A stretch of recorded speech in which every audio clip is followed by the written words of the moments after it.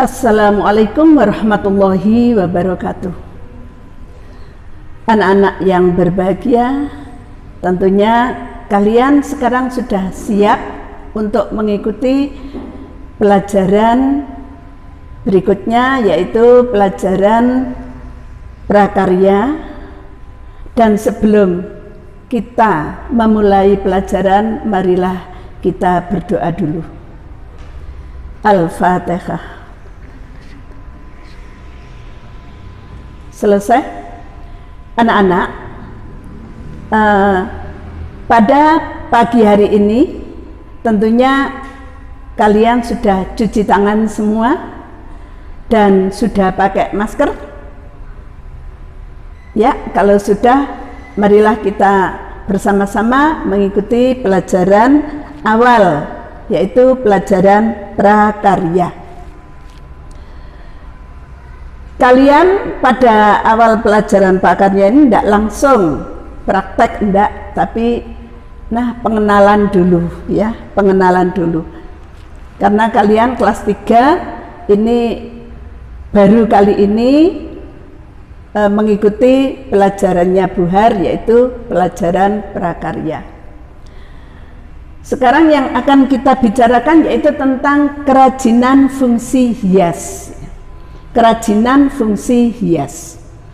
Kalian sudah mengenal, kemarin waktu di kelas 2 oleh Bu Nani sudah dikenalkan macam-macam yang bisa dipakai untuk keterampilan ya. Nah, di sini tentang kerajinan fungsi hias ini mempunyai prinsip ya, mempunyai prinsip. Lah, sebelum kita menjelaskan tentang prinsip-prinsip itu, dalam kerajinan fungsi hias ini tentunya ada produk dan proses ya. Ada produk dan proses. Produk yang pertama adalah hiasan janur ya, hiasan janur. Kalian semuanya sudah tahu janur. Janur itu adalah daunnya kelapa yang masih muda, itu namanya janur. Itu bisa dipakai berbagai macam keterampilan ya. Bahkan kalau hari raya Syawal itu bisa dipakai ketupat ya. Ya, itulah yang namanya janur.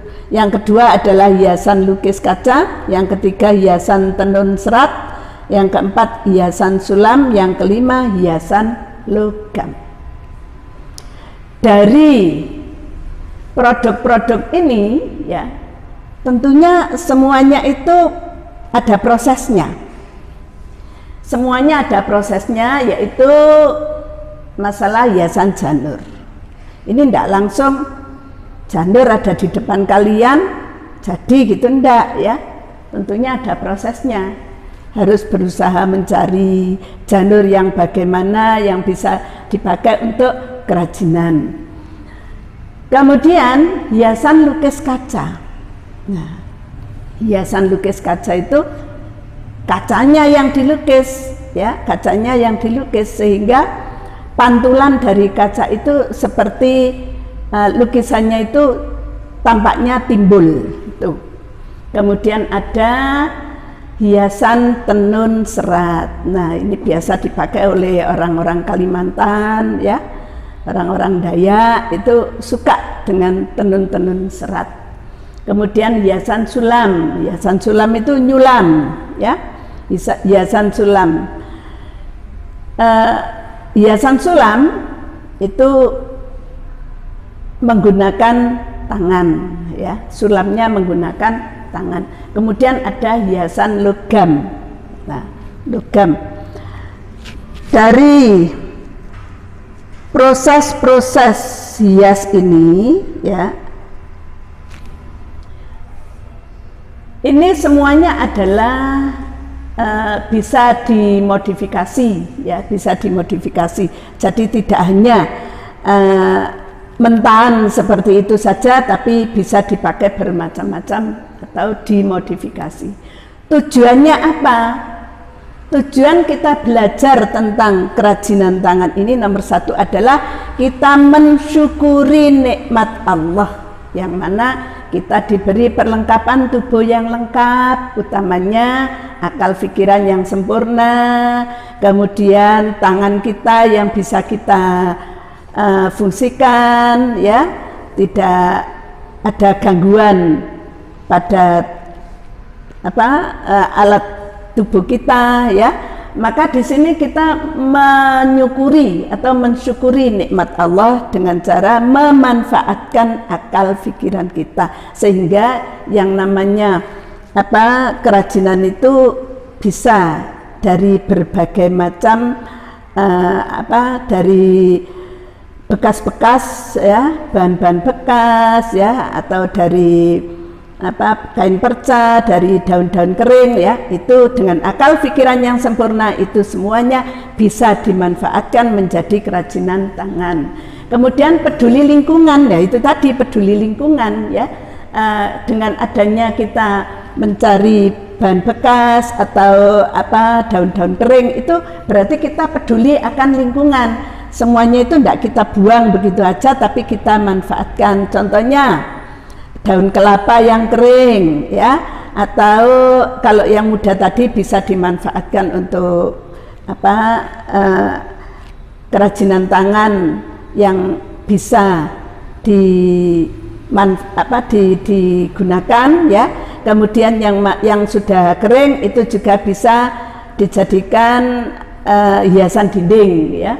Kemudian mewujudkan ide dan cinta, rasa estetis diri sendiri. Jadi semuanya itu tinggal kita ini, ya, kreatif atau enggak, punya ide apa, ya. Kita menemukan daun kering, kita menemukan biji-bijian, kita menemukan kain-kain perca, ya. Dengan adanya kita punya ide, semuanya itu bisa dipakai untuk kerajinan tangan. Kemudian itu juga termasuk menguji kemampuan dengan prosedur yang tepat, disiplin, dan tanggung jawab. Nah, itu anak-anak, mengapa kita harus jadi orang yang terampil, ya. Ingat bahwa sekarang ini adalah masa-masa sulit, ya, masa-masa sulit anak-anak. Kalau kita tidak terampil, ya, kita hanya diam aja di rumah, itu tidak akan menghasilkan apa-apa, ya. Nah, kerajinan merupakan bagian dari seni rupa terapan yang diartikan sebagai proses produksi yang melibatkan keterampilan manual dengan membuat benda-benda kebutuhan hidup yang dirancang untuk tujuan fungsional serta memiliki nilai keindahan, ya. Inilah anak-anak bahwa kenapa sih kita harus jadi orang yang terampil, itu adalah wujud, ya, kemampuan, keterampilan kita, ya, bahwa kita ini memang perlu menjadi orang-orang yang terampil memanfaatkan benda-benda yang ada di sekitar kita. Nah, fungsinya, ya, fungsi kerajinan, ya, fungsi kerajinan ini ada yang ada yang fungsi pakai dan ada yang fungsi hias. Yang fungsi pakai contohnya cangkir, vas bunga, taplak, itu kan dipakai, ya. Kenapa kok cangkir, ya? Kenapa kok vas bunga? Kenapa kok taplak? Ini semuanya bisa kita buat dengan tangan-tangan kita sendiri, ya. Kemudian ada fungsi hias, ya. Fungsi hias ini contohnya hiasan dinding, bunga, dan lukisan. Itu adalah fungsinya adalah untuk hiasan. Kedua fungsi ini sama-sama memiliki nilai ekonomis, di mana kerajinan itu sendiri dapat menambah penghasilan atau menambah nilai jual suatu produk. Nah, itulah anak-anak. Jadi kalau kita terampil tentu akan menghasilkan sesuatu yang mana dengan tangan kita sendiri, kita akan bangga, apalagi kalau apa yang kita buat itu dengan tangan kita sendiri, dengan keterampilan kita sendiri, kemudian hasilnya bagus, kita jual, ya, kita yang beruntung, ya. Itu anak-anak yang saya sampaikan pada pagi hari ini, ya. Nanti apa yang saya jelaskan ini bisa dipraktekkan untuk hari-hari berikutnya kalau kalian semuanya sudah ketemu dengan Bu Har. Saya kira sudah jelas anak-anak, ya, apa yang saya sampaikan pagi hari ini. Mudah-mudahan anak-anak di rumah juga mau berlatih dengan apa yang saya sampaikan tadi. Demikian, wassalamualaikum warahmatullahi wabarakatuh.